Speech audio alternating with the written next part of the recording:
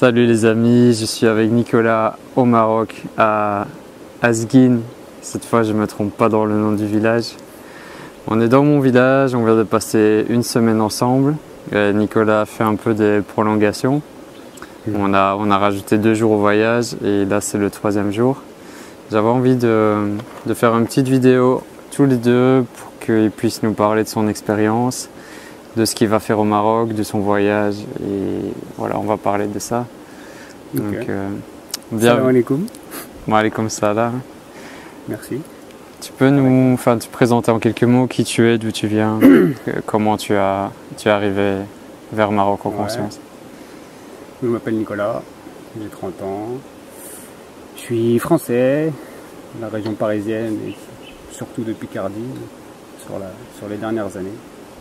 Et comment j'ai découvert Maroc en conscience? Je crois que je te suivais depuis... Je t'ai suivi au début, vers 2013-2014. Permaviculture. Voilà, c'est par rapport à permaviculture.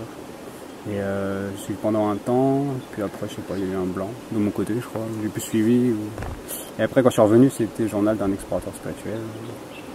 Ça me parlait toujours, et puis après, il y a eu Maroc en conscience. Et maintenant, Maroc en conscience. Ouais. Ok. Comment s'est passée la semaine avec moi et...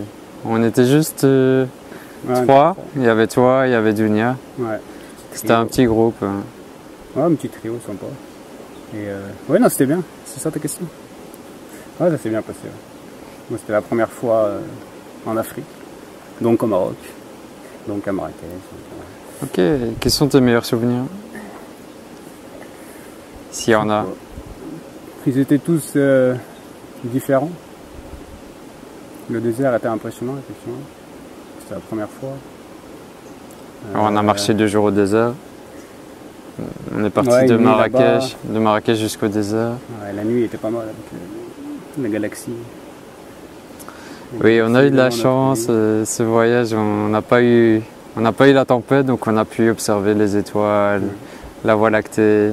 Même Dunia, elle a passé la nuit à la belle étoile. Nous, on a dormi dans la tente.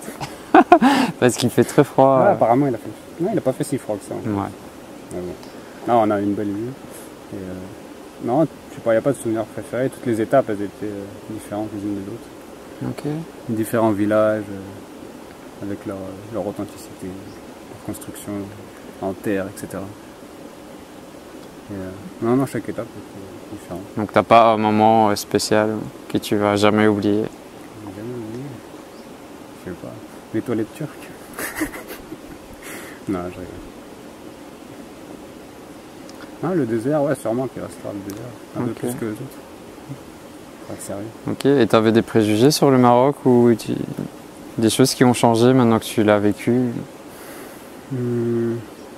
Oui, bah, comme tout le monde, de toute façon, tu as des préjugés sur un peu tout, hélas. Donc, c'est pour ça qu'il faut voyager et sortir de chez soi. Mais c'était pas méchant, voilà. C'est préjugés basiques, c'était plus sur le mode de vie, l'impact de la religion sur la société. Moi, c'était ça, les pays religieux, un peu de mal. Après, c'est toujours le cas. Mais tu comprends mieux comment c'est intégré à la société et qu'il n'y a rien de mal, quoi. Et est-ce que tu reviendras au Maroc ou est-ce que tu le conseilleras à tes amis de participer à ce genre d'expérience? Ce genre d'expérience, oui, que ce soit au Maroc ou ailleurs, je pense que un voyage vraiment où tu vas chez les gens ou alors dans des maisons d'hôtes vraiment gérées par des locaux avec des guides qui connaissent la région, l'histoire, etc. Oui, c'est pas le tourisme de masse. Ouais, tu vas pas au Club Med, donc si c'est au Club Med, ça sert à rien. Mais des voyages comme ça, je les recommande, c'est sûr. Ok, et là tu vas rester au Maroc encore 2 semaines.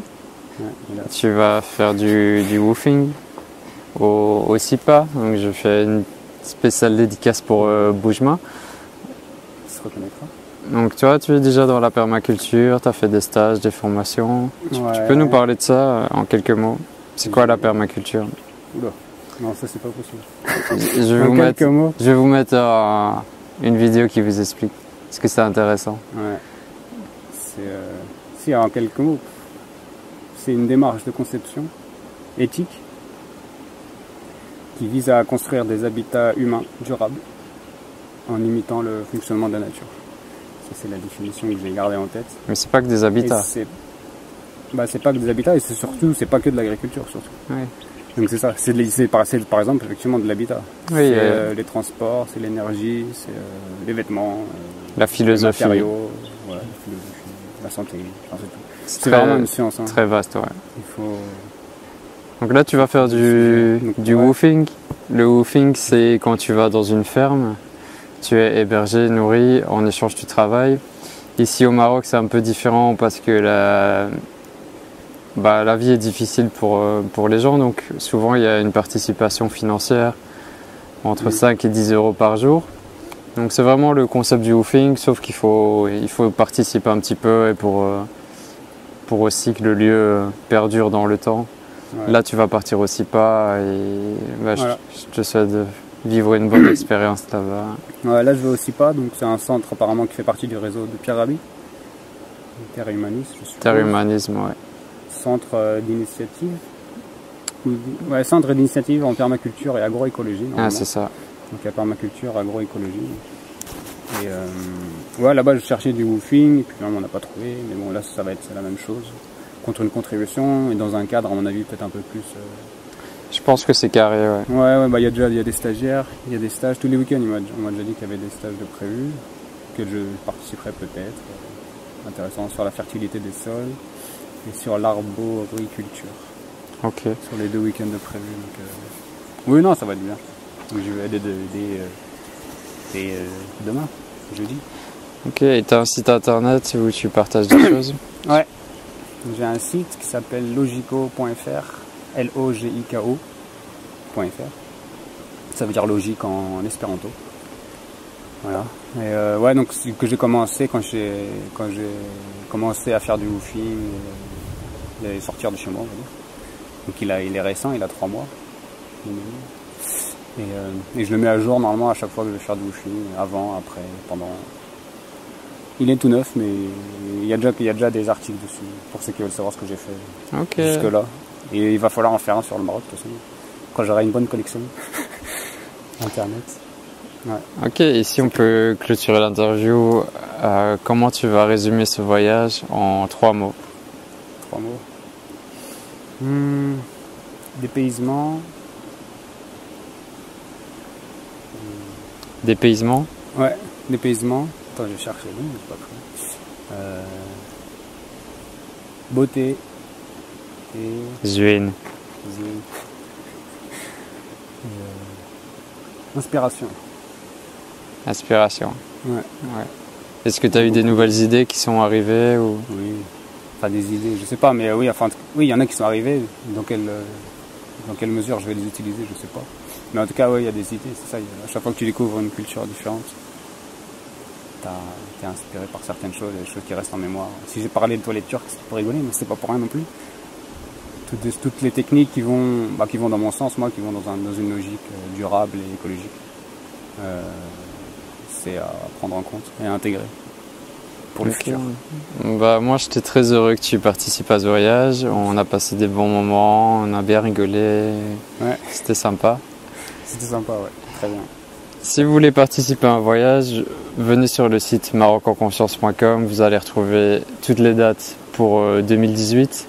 Donc je fais un voyage par mois, de janvier jusqu'au mois d'avril. En avril, il y aura 3 voyages parce qu'après, de juin, juillet, août, il n'y aura pas de voyage. Je suis en train de réfléchir pour vous proposer des formules au nord du Maroc. Mais voilà, c'est petit à petit que ça va prendre forme. À très bientôt, on reste en contact. Shukran pour la vidéo. On se verra peut-être quand tu reviens du SIPA. Ouais, on verra. Inch'Allah. S'il y a des choses à faire. Inch'Allah. Ok, prenez soin de vous et bienvenue au Maroc. Salut. I was really drifting away, swiftly lifting every wave, on my own, on my own, on my own, on my own, on my own, on my own. Was caught up in a lot of affairs, but I don't wanna know about none of your care. I don't.